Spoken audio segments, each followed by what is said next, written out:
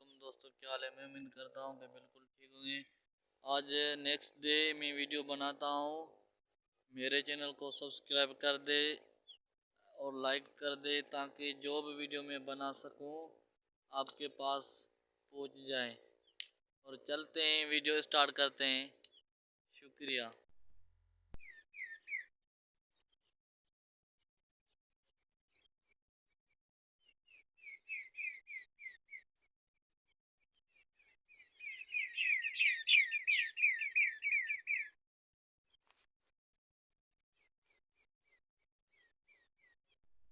अस्सलाम वालेकुम भाई, क्या हाल है।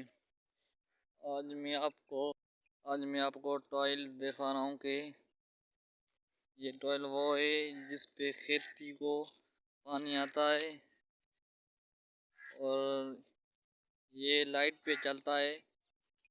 ये जो है वहाँ पे स्टार्ट होता है। ये अभी लाइट नहीं, ये कांटा ज़ीरो पे है, देखते हैं। और यहाँ से ये वाला बटन नहीं है, वहाँ स्टार्ट होता है।